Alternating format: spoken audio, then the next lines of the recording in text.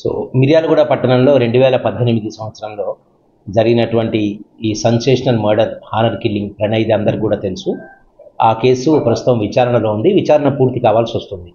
దీంట్లో A2 నిందితుడు సుభాష్ కుమార్ శర్మ బీహార్కి చెందినటువంటి సుపారీ కిల్లరు చాలా కాలంగా జైల్లో ఉన్నారు.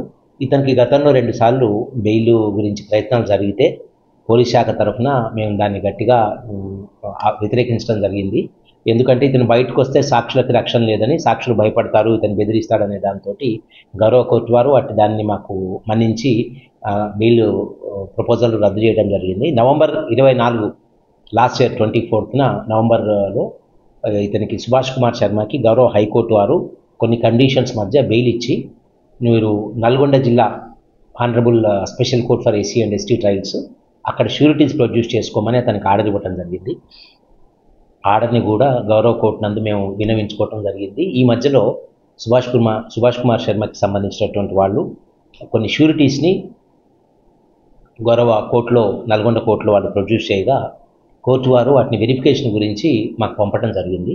సో ఈ వెరిఫికేషన్ సందర్భంలో మాడుగులపల్లి ఎస్ఐ గారు, వేములపల్లి ఎస్ఐ గారు, రూరల్ సిఐ గారు ఆధ్వర్యంలో ఈ ష్యూరిటీస్ వెరిఫికేషన్ చేసే క్రమంలో ఆ ష్యూరిటీ పేపర్స్ మీద కొంచెం మాకు అనుమానం వచ్చి కొంచెం లోతుగా విచారిస్తే ఆ ష్యూరిటీ పేపర్లు ఫేక్ అని, అక్కడ గ్రామ పంచాయతీ నుంచి ఇష్యూ అయినవి కావని, పాములపాడు గ్రామ పంచాయతీ పేరు మీద ఉన్నటువంటి సర్టిఫికేట్స్ అవి తెలిసి ఇంకొంచెం లోతుగా వెళ్ళటం జరిగింది. ఆ విషయంలో గౌరవ జిల్లా ఎస్పీ గారి ఆదేశాల మేరకు అవి ఫేక్ అని తెలిసిన తర్వాత ఒక కేసు నమోదు చేసి దాని మీద ఫోర్జరీ కేసు వెళ్తే దాంట్లో ఒక 3 నిందితులు, వీరు దీంట్లో 2 పాములపాడు మండలానికి చెందిన వాళ్ళు, ఒకళ్ళు కేతేపల్లి మండలానికి చెందిన వాళ్ళు, 3 నిందితులు ఈ ఫేక్ ష్యూరిటీస్ తయారు చేసి గౌరవ కోర్టుని మోసగించి ఈ నిందితుడికి బెయిల్ పెట్టేటటువంటి ఉద్దేశంతో వీటిని కోర్టు ముందు ప్రొడ్యూస్ చేసినట్టుగా తేలింది. దాంట్లో ఈ ఫోర్జరీ కేసులో ఆ 3 నిందితులను కూడా ఈరోజు మీడియా ముందు ప్రవేశపెట్టడం జరిగింది.